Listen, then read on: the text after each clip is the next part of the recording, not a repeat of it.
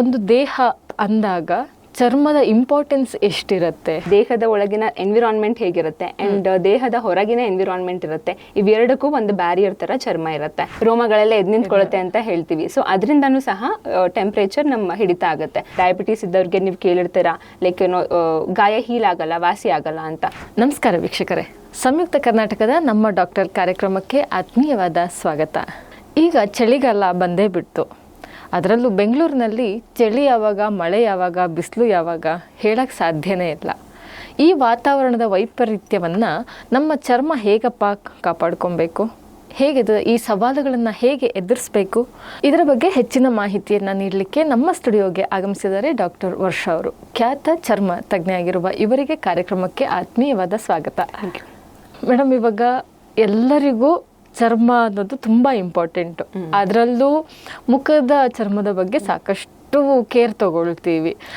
ಇವಾಗ ಒಂದು ದೇಹ ಅಂದಾಗ ಚರ್ಮದ ಇಂಪಾರ್ಟೆನ್ಸ್ ಎಷ್ಟಿರುತ್ತೆ? ಯಾವ ರೀತಿಯಲ್ಲಿ ಇದು ನಮ್ಮ ದೇಹವನ್ನು ಪ್ರೊಟೆಕ್ಟ್ ಮಾಡುತ್ತಾ, ಅಥವಾ ಏನು ವೈರಾಣುಗಳನ್ನು ಹೇಗೆ ಪ್ರೊಟೆಕ್ಟ್ ಮಾಡುತ್ತೆ, ಎಷ್ಟು ಇಂಪಾರ್ಟೆಂಟ್ ಅಂತ? ಸೊ ನಾವು ಹೇಳ್ತೀವಿ ಚರ್ಮ it's a largest organ in the body ಅಂತ ಹೇಳ್ತೀವಿ.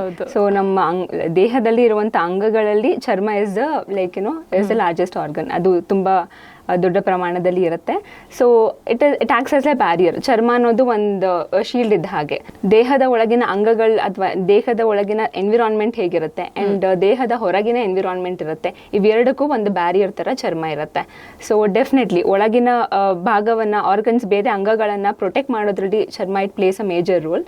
ಬಿಕಾಸ್ ನಮ್ಗೆ ಏನಾದ್ರೂ ಇನ್ಫೆಕ್ಷನ್ ಆದಾಗ, ಹೊರಗಿನ ಎನ್ವಿರಾನ್ಮೆಂಟ್ ನಲ್ಲಿ ಇರುವ ಇನ್ಫೆಕ್ಷನ್, ಲೈಕ್ ಬ್ಯಾಕ್ಟೀರಿಯಾ ಆಗಿರ್ಬೋದು, ವೈರಸ್ ಆಗಿರ್ಬೋದು, ಯಾವುದೇ ರೀತಿಯಾದ ಸೋಂಕುಗಳು ಚರ್ಮ ಫಸ್ಟ್ ಅಟ್ಯಾಕ್ ಮಾಡೋದು.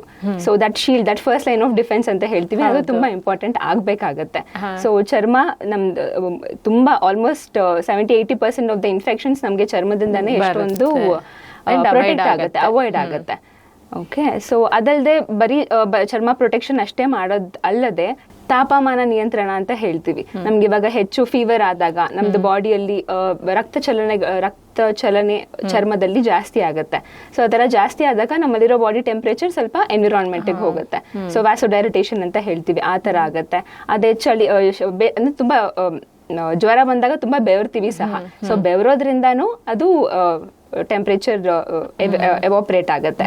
ಸೊ ಅದೇ ರೀತಿ ಚಳಿಗಾಲದಲ್ಲಿ ತುಂಬಾ ಚಳಿ ಆದಾಗ ನಮ್ಗೆ ಸ್ಟಾರ್ಟ್ ಶಿವರಿಂಗ್. ಸೊ ಆ ಶಿವರಿಂಗ್ ಕೂಡ ಒಂದು ಮೆಕ್ಯಾನಿಸಮ್. ನಮ್ಗೆ ಗೂಸ್ ಬಂಪ್ಸ್ ಬರುತ್ತಲ್ವಾ, ಸೊ ರೋಮಗಳೆಲ್ಲ ಎದ್ ನಿಂತ್ಕೊಳ್ಳುತ್ತೆ ಅಂತ ಹೇಳ್ತೀವಿ. ಸೊ ಅದರಿಂದನೂ ಸಹ ಟೆಂಪರೇಚರ್ ನಮ್ಮ ಹಿಡಿತ ಆಗುತ್ತೆ. ಸೊ ಅದು ಕೂಡ ಚರ್ಮನೇ ಮಾಡೋದು. And one more important thing is vitamin D ಉತ್ಪತ್ತಿ ಆಗೋದು, ಅದು ಚರ್ಮದಿಂದಾನೇ ಆಗೋದು. ಸೊ ಬೇರೆ ಆರ್ಗನ್ಸ್ ಅಲ್ಲೂ ವೈಟಮಿನ್ ಡಿ ಉತ್ಪತ್ತಿ ಆಗುತ್ತೆ, ಬಟ್ ಬಿಸಿಲು ಕಿರಣ ಬಿದ್ದು ಚರ್ಮದಲ್ಲಿ ಉತ್ಪಾದನೆ ಆಗೋದು ಸಹ one of the major functions ಚರ್ಮ. ಬಟ್ ಇವಾಗ ಬಿಸಿಲಿಗೆ ಹೋದ್ರೆ ಟ್ಯಾನ್ ಆಗ್ತೀವಿ ಅನ್ನೋದೊಂದು ಕಾನ್ಶಿಯಸ್ ಇರುತ್ತಲ್ಲ. ಹೌದು, but tanning is a protective mechanism, to be very honest. ಅಂದ್ರೆ ಸೂರ್ಯನ ಕಿರಣಗಳು ನಮ್ದು ನಮ್ದು ಬಾಡಿ ಸೆಲ್ಸ್ ಡ್ಯಾಮೇಜ್ ಆಗೋ ಚಾನ್ಸಸ್ ಇರುತ್ತೆ. ಸೊ ಅವಾಗ ಏನಾಗುತ್ತೆ ಅಂದ್ರೆ ನಮ್ಮ ಬಾಡಿಯಲ್ಲಿರೋ ಮೆಲನಿನ್ ಏನಂತ ಹೇಳ್ತೀವಲ್ಲ, ಅದೆಲ್ಲ ಮೇಲ್ಗಡೆ ಬರುತ್ತೆ.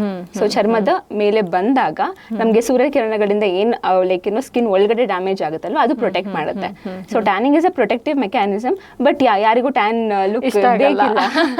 ಸೊ ಅದಕ್ಕೆ ಸನ್ ಪ್ರೊಟೆಕ್ಷನ್, ಸನ್ಸ್ಕ್ರೀನ್ಸ್ ಯೂಸ್ ಮಾಡ್ಕೊಳ್ಳಿ ಅಂತ ಹೇಳ್ತೀವಿ. ಸೊ ಸೂರ್ಯಕಿರಣಗಳಿಂದ sunscreen will take care of that difference. So ಇವಾಗ ಸಾಮಾನ್ಯವಾಗಿ ಮಕ್ಕಳು ಆಟ ಆಡುವಾಗಿರ್ಬೋದು, ದೊಡ್ಡವರು ಯಾರೇ ಆಗಿರ್ಬೋದು, ಒಂದು ತರ್ಚಿದ ಗಾಯನೋ ಇನ್ನೇನೋ ಆಗುತ್ತೆ, ಫಸ್ಟ್ ಅದು ಚರ್ಮದ ಮೇಲೆ ಗಾಯ ಆಗುತ್ತೆ ಅಲ್ವಾ? ಸೊ ಈ ಹೊಸ ಚರ್ಮ ಬರ್ಲಿಕ್ಕೆ ಎಷ್ಟು ಕಾಲಾವಕಾಶ ತೆಗೆದುಕೊಳ್ಳುತ್ತೆ?